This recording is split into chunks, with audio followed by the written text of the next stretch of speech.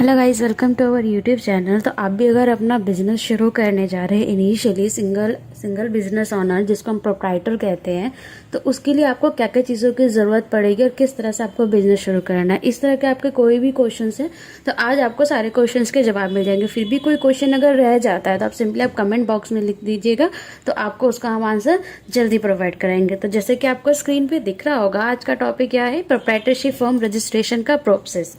कि proprietorship form simple सी जो single person अगर कोई भी बिजनेस शुरू करता है तो उसको हम एज ए प्रोप्राइटरशिप बिजनेस कहते हैं। प्रोप्राइटर मतलब एक। नेक्स्ट है आपको किस किस टाइप के रजिस्ट्रेशन की जरूरत पड़ेगी, क्या क्या डॉक्यूमेंट्स रिक्वायर्ड होंगे। नॉर्मली जनरल डॉक्यूमेंट्स ही रिक्वायर्ड होते, कोई ऐसा हार्ड एंड फास्ट नहीं है कि बहुत सारे डॉक्यूमेंट्स की आपको जरूरत पड़ने वाली है। प्रोसीजर क्या है कि आप कैसे प्रोप्राइटरशिप फर्म का रजिस्ट्रेशन कराएंगे।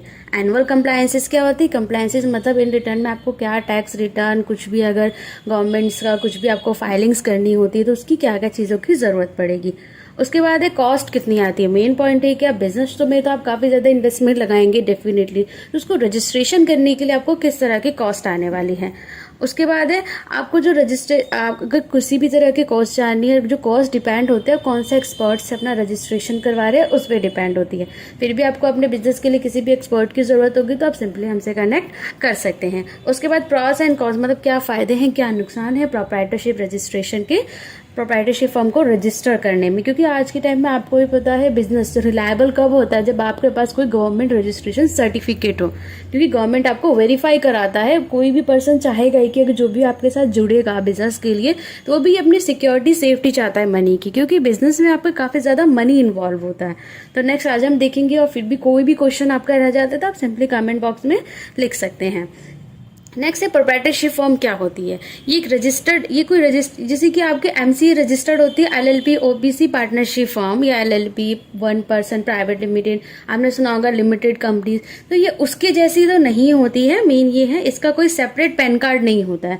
जो आपका खुद का पैन कार्ड होता है वही आपका जो है बिजनेस की आइडेंटिटी होती है, उसी पे आपका बिजनेस रन कर रहा होता है। नेक्स्ट है you can start business with single person, आप सिंगल पर्सन के जो है बिजनेस शुरू कर सकते हैं। नेक्स्ट है 80-90% जो स्मॉल बिजनेसेस होते हैं या फिर जो इनिशियली शुरू करते हैं वो शुरुआत में क्या करते हैं, प्रोप्राइटरशिप पे ही बिजनेस को शुरू करते हैं, ताकि वो जान सके मार्केट का क्या हाल है, कैसे सब चीज को मैनेज करना है। जब वो प्रॉपर सब कुछ जान जाते हैं तो कई लोग फिर आगे एमसीए रजिस्टर्ड की तरफ जाते हैं या प्राइवेट लिमिटेड कंपनी या इस तरह की इनकॉर्पोरेटेड कंपनी की तरफ जाते हैं। जैसे कि एग्जाम्पल आप देखेंगे आज के टाइम में ई कॉमर्स बिजनेस, आपका अमेजोन, फ्लिपकार्ट, मीशो, मिंत्रा, कई सारे ऐसे पोर्टल्स है जिसमें कई सारे जो रिटेलर्स होते हैं कॉमर्स बिजनेस में ऐड होते हैं, तो वो मैक्सिमम जो सारे होते हैं वो जीएसटी होल्डर्स ही होते हैं।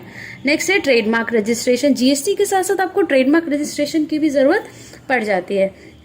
उसके बाद है लेस कंप्लायंस, इसमें कंप्लायंस ज्यादा कुछ नहीं होता, आपको बस सिंपली अगर आपने जीएसटी नहीं लिया है, आप जीएसटी के अंडर में नहीं आते हैं, तो आपको सिर्फ अपना आईटीआर फाइल करना होगा, अदरवाइज आपको जीएसटी रिटर्न्स फाइल करनी होगी।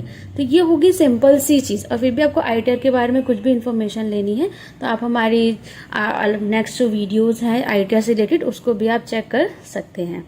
नेक्स्ट डॉक्यूमेंट्स क्या होंगे, चेकलिस्ट।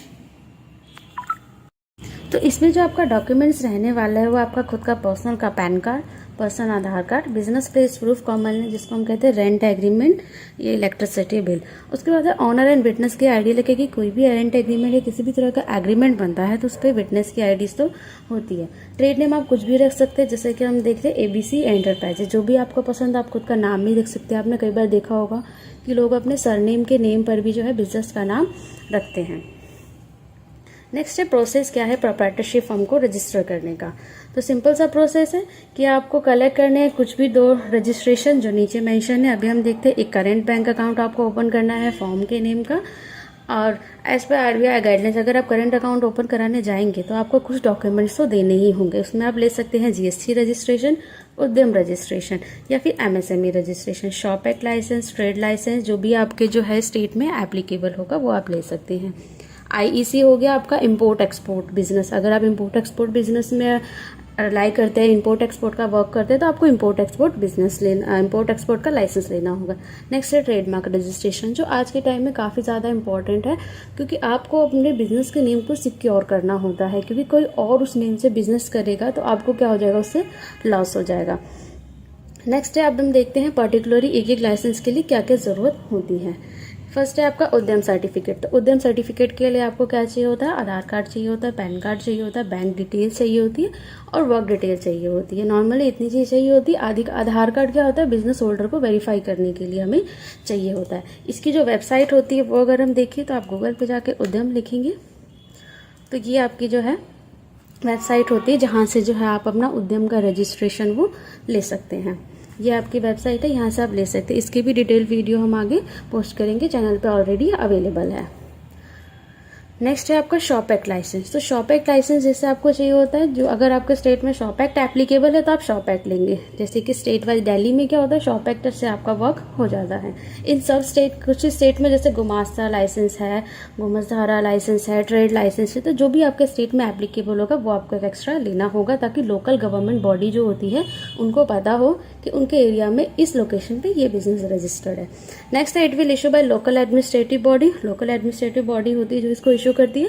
फीस डिपेंड होता है कि आपके कौन सा स्टेट है और कितने स्टाफ है, तो उसके अकॉर्डिंग जो है फीस डिपेंड होती है आपकी ट्रेड लाइसेंस में। ऑफलाइन भी प्रोसेस है, ऑनलाइन भी प्रोसेस है, डिपेंड करता है आपका किस स्टेट में है, तो उसके अकॉर्डिंग जो है आपका प्रोसेस रहने वाला है। नेक्स्ट है आपका जीएसटी रजिस्ट्रेशन।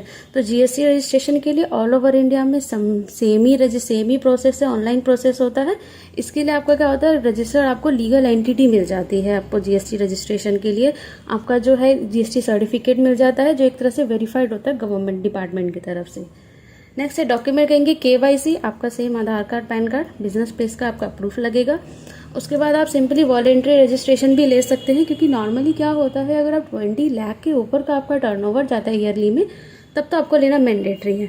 अदरवाइज आप सिंपली वॉलेंट्री बेस पे भी ले सकते हैं। Mostly you need to take a registration. अगर वही चीज़ है, अगर 20 लाख से ऊपर जाता है तो आपको लेना ही पड़ेगा। अगर आपका 20 लाख से कम है और आप लेना चाहते हैं, कई बिजनेसेस में ज़रूरी ही होता है, जैसे आप इन से एंड आउट बाहर स्टेट्स में बिजनेस करते हैं तो आपको जो जीएसटी लेना ही पड़ेगा। अदरवाइज आप वॉलेंट्री बेस पे लीजिए। अगर आपको इन स्टेट ही बिजनेस करना है तो ज़रूरत नहीं है। नेक्स्ट है नेचर ऑफ जीएसटी रजिस्ट्रेशन। अब जीएसटी रजिस्ट्रेशन जो नेचर के बेसिस पे होता है कि वो किस तरह का वर्क है। इसमें एग्जांपल होगा ई कॉमर्स डीलर है तो ई कॉमर्स लेंगे, कंपोजिशन स्कीम के अंडर भी आप ले सकते हैं। तो जैसे आपके बिजनेस की रिक्वायरमेंट है वैसे आप लेंगे। उसके बाद है जब हम इसको फाइल करेंगे तब आप देखिएगा किस तरह से रजिस्ट्रेशन होता है, तो आपको डिटेल्ड इन्फॉर्मेशन वहाँ मिल जाएगी। तो बात करें साइट की, तो जीएसटी की जो साइट होती है वो आपकी ये है जीएसटी के साथ। इस साइट पे जाके जो है आप अपना जीएसटी अप्लाई कर सकते हैं। नेक्स्ट में आप आएंगे income tax return of a business. जैसे कि पहले भी डिस्कस किया था कि कंप्लायंस में 2 ही 3 कंप्लायंस होते हैं, एक आपका इनकम टैक्स का हो गया और एक आपका जीएसटी लिया है तो आपने जीएसटी लेंगे। आईटीआर फाइल करना मैंडेटरी होता है।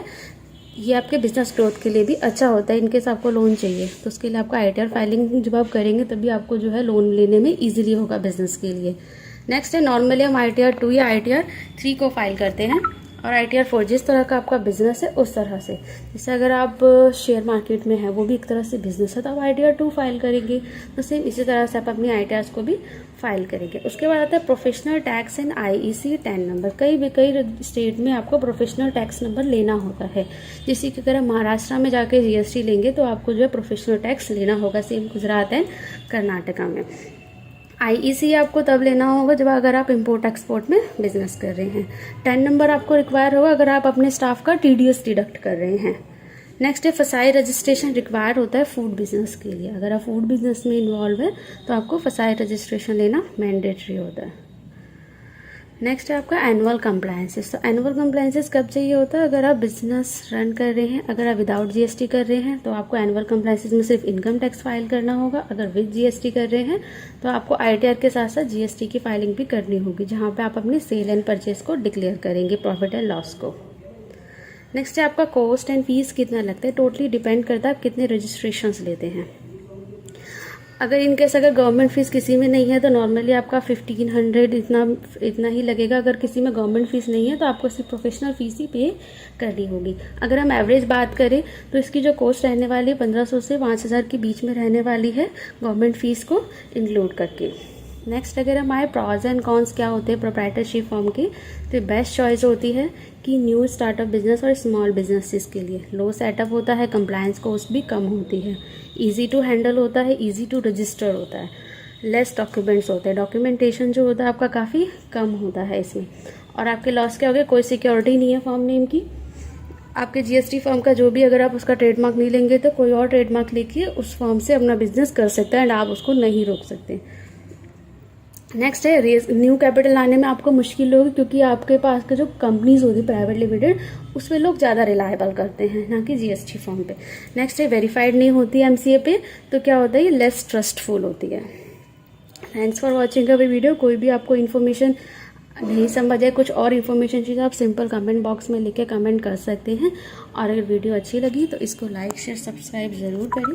Thanks for watching our video. Thank you so much.